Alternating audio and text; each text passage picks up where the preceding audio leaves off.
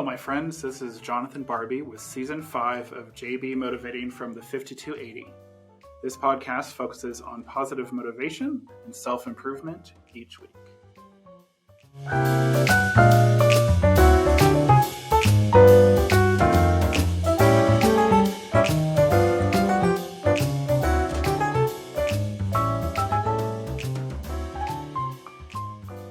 Welcome back, my friends. Today is Tuesday, January 24th, 2023. I'm coming to you from First Baptist Church of Denver on your favorite podcast platform. This season has been inspired by friends, family, and more that have inspired me positively by motivation through their actions and speaking. And once a month, I will be bringing on a special guest to share these motivations with you. Today's special guest is my friend, Reverend Dr. Brian Henderson, or as I like to call him, just Brian. Good. So just a little bit about Brian. Brian was born and raised in Toms River, New Jersey. Brian completed his undergraduate degree at the Center for Urban Theological Studies in Philadelphia, Pennsylvania, and Eastern University in St. David's, Pennsylvania. Upon completing his graduate degree in seminary, Brian served a congregation near Valley Forge, Pennsylvania for nearly 10 years before moving to Colorado in 2008, where he served as senior pastor of Calvary Baptist Church of Denver. In 2009, Brian completed a doctoral degree in family systems theory from Palmer Theological Seminary in Philadelphia. Brian loves spending time with his 3 children and enjoys all things fun. Brian began as minister of First Baptist Church of Denver in November of 2012, and actually just celebrated 10 years. That's right. It's hard to believe, a decade. So I met Brian back in 2014. It's hard to believe it's been that long. I know. Time goes quickly. The older we get, John, it moves more fast. It does. And I was actually here with my partner, Dave. I was coming to visit, and I actually came to a few services prior to moving here. And then about a year later, when I moved here in the fall of 2015, I had the great opportunity to interview, and ironically, in this actual very room. That's right. And then become the office manager, and then shortly thereafter, the wedding coordinator for First Baptist. And it was a great way to be introduced to Denver, I will definitely say. It helped really opened my eyes to working at a church that that is a inner city church. Also one that's right across the street from a capital. I've actually never lived in a capital city, so it's kind of cool to experience seeing legislators, the governor, the mayor, many important people coming through in and out of these doors. That's right. And we worked well together. We did. As office manager and me as the pastor, we had some good years together, which was really, really fun. And so, although I don't attend First Baptist anymore, but I still, I'm in contact. Obviously, Brian and I have been, we see each other every once in a while. Just saw him recently in December. I know. Yeah. Talk about time going quickly. We're almost into February already. Which was such a fun concert. It was, raising money for the organ. Right. And that was actually a lot of fun. I can't turn down Christmas music. It's hard for me to, I guess that's what I get for being a Christmas Eve baby. So. Well, that probably helps, I imagine. And it helped that I was singing with, fellow people that I already knew. Yep. It was a good cause. And that time of year with the sanctuary decorated, it was a really fun evening. So, which is a good my evening. Absolute favorite time of the year. Mm-hmm. I love seeing the sanctuary all decked out. And it's Christmas attire all dressed up. That's right. So I want to welcome you, Brian. Thank you. So funny thing is I actually had this idea back during the heart of the pandemic because I thought, we were doing the virtual services from the sanctuary. Well, we started doing really, really virtual. Right. And then we were in person virtually with just the core group doing the services. And I still remember it was just so weird not having a church filled with a congregation. It just felt so odd to just walk in and only have a handful of us here.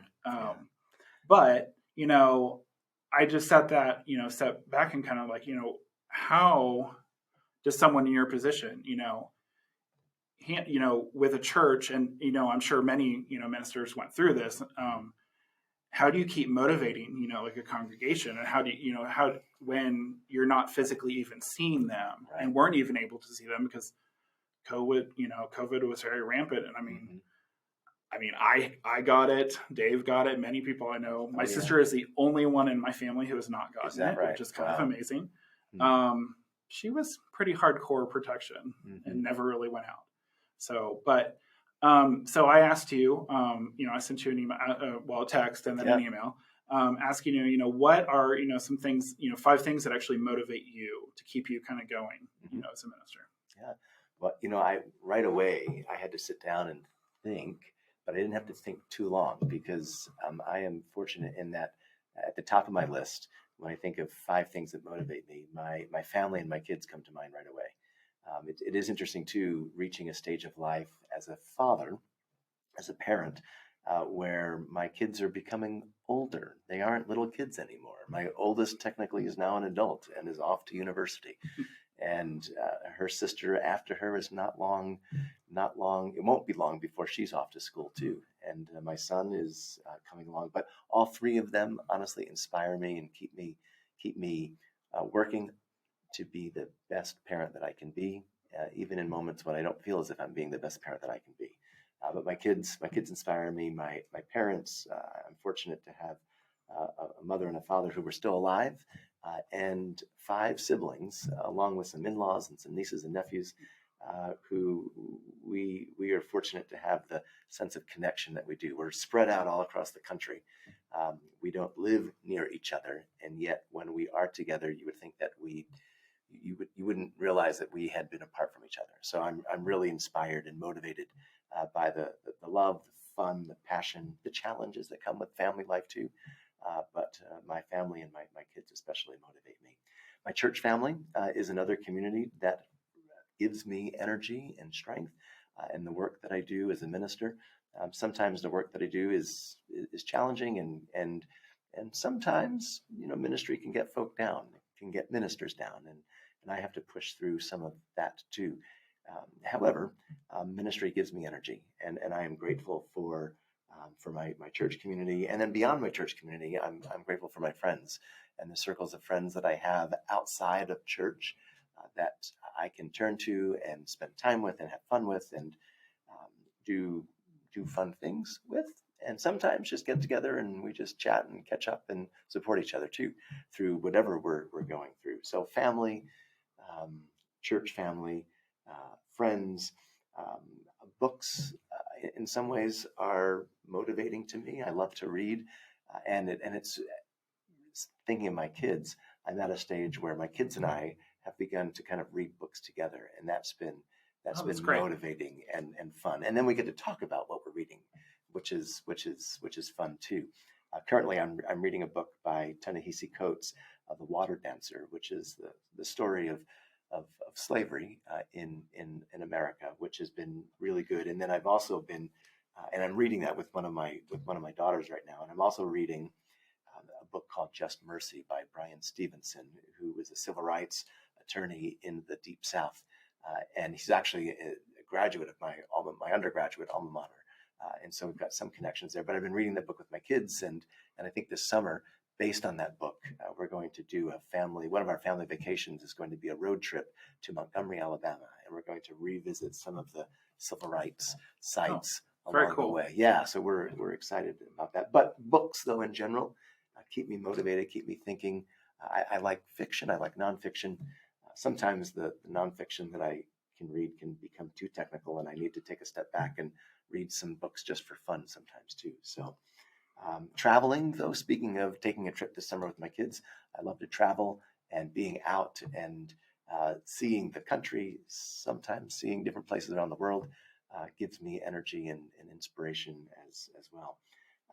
And then honestly, thinking about being out, we live in a beautiful part of the country, John. The Rocky Mountains region is absolutely gorgeous. I'm reminded each time I drive south of Denver and turn west on any number of roads that face the mountains, that face the Front Range, and just to see those mighty Rockies looking down on us puts things in perspective for me sometimes. And every so often, I need to drive up into those mountains, even if it's just the foothills, as far as Georgetown maybe, or Idaho Springs, just getting up into the mountains does something to my psyche, which honestly I often find to be therapeutic and helpful and even sometimes healing. So, yeah. Yeah, I would agree 100%. There are times that I know when I first moved here, I think we went on 2 camping trips, like back to back. Like the first year, well, actually 2 weeks after moving here, we went on a camping trip. And I remember joking with my friends. I was like, so you realize I came from like 100 feet above sea level, and now you're taking me like 10,000 feet. I was like, you're trying to kill me. Yeah. But I went camping this summer and probably the first time I went camping and did as much hiking as I did up in Rocky Mountain National Park. Oh, fun. Absolutely gorgeous. There were parts of Rocky Mountain National Park that I'd never been to, didn't even know existed. And it's like walking into another world. Absolutely gorgeous. Being up there, there's just it's just a special beauty. Mm-hmm. Like it's just, it's kind of just a calm. Like I just love going up there. Like I love unfortunately only the 2 camping trips that I've been here in 7 years, but even going up and being able to photograph our friend Eve's son's wedding. The YMCA of the Rockies, it was just absolutely beautiful. I just remember them like, oh, can you make sure you have the mountains in the background? I was like, we're surrounded by mountains. I'm like, of course I will. But it's just, I kind of feel there are times, one of the things we got to do a few years ago, and I can't believe we had only done it like that point, was seeing the changing of the colors of the leaves. Oh, right. Yeah. And it's just, I'm sure you've seen it's a little chaotic as many people go up there, but there is just something that's just absolutely gorgeous. And you have to get there at the right time, because if you miss it just by a couple of days, the color changes that quickly and the leaves fall. So. And some of the times the leaves are changing in the middle of the week, and that doesn't help. You know, if you're working, you can't really get off, and you can't really technically do it, but it's interesting. Even if during the wintertime, drive up into the mountains and you drive up into snow, and that is comforting. Drive up in the summertime, you escape the heat of Denver, and you get up into the absolutely gorgeous, cool air of the Rockies. It's just it's a wonderful, almost magical place. Yeah, I remember we had to actually. I remember we brought like coats, like little, like kind of, because it was like in the 80s down here. It was before I moved here, and we went up to the visitor center atop of Rocky Mountain National Park, and it's like in the 30s. Oh, yeah. And you can still see snow in the middle of summer. It's like, wait, what? But I love that. But I have to say, I can understand why your family and your children motivate you. It's I was sitting there thinking, I'm like, I remember seeing your kids, especially like your son, how little he was, and he used to sit underneath your desk when I was working here, and it's just like, he's definitely grown to not be able to sit underneath the desk. Right. And now he's almost nearly as tall as I am. And to have your oldest be in college, that just blows my mind. I know. We're getting old, John. We are. It's funny because there's a lot of things that you said that motivate me as well. Obviously my family, I love my, even though we don't have my dad anymore, my aunt and uncle, my cousins, and, my sister, definitely. Even when we get together, a lot of times it doesn't feel like we've really been apart because we talk so often. Enough that I was actually even talking to her today. She was like, are you at work or are you at home? And I was like, because I work part of the time at home. And I'm at home. She was like, okay, hold on, let me call you.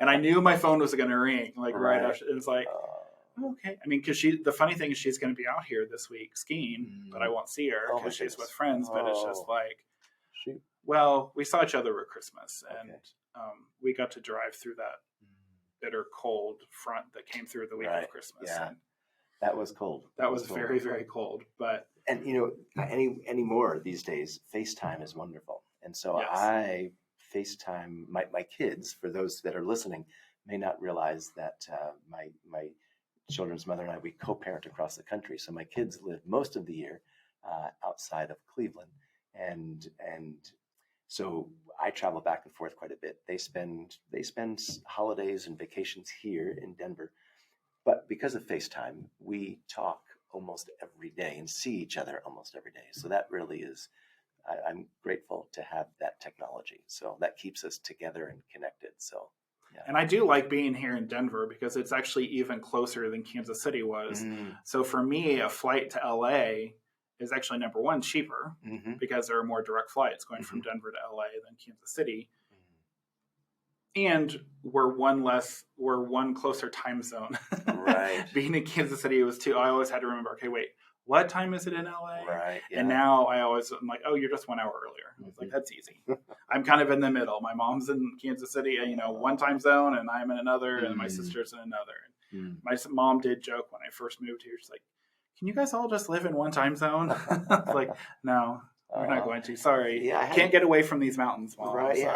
I guess I haven't thought about that all that much. Although usually I know that because of the time zone difference, all of my family is in the Eastern time zone. So I do have to, near the end of the day, I'll be quick to pick up the phone or to go to my computer and realize, oh no, I think folk are probably going to bed at this point. But for the most part, it doesn't get in the way too much. So yeah. Good. Well, good. Well, I want to thank you so much for joining me. Thank you. This has been fun. It's hard to believe it was seriously December, like the last time we saw each other. I know. So, and here we are, it's January, almost February. Before we know it, we'll be seeing each other again in June. So, but I hope that you, my friends, were inspired by Brian today as much as I was. So I know that people can find you on the church social media channels. First off, they can find you on YouTube at First Baptist Church of Denver. You can also search Facebook at the same, First Baptist Church of Denver. That's right. I don't know if any other channels are active. Instagram. That's right. First Baptist Church of Denver as well. Facebook, Instagram, and YouTube. You can learn more about First Baptist. And then you can always visit rethinkbaptist.org, which is the church's website. And it's a beautiful, absolutely beautiful church. Yeah. So I do really, recommend if you are in the Denver area to come and see the church. You can't miss it. It's right across from the Capitol. And, there is a parking lot, which is kind of nice around this area. There aren't too many parking lots that you can park for free. And so, that is, kind of a blessing. But it's an absolutely beautiful church and always a good service. So, well, thank you so much. Good to be together. So I thank you, my friends, for joining me today, and I look forward to seeing you all next week for another episode of JB Motivating from the 52 Week.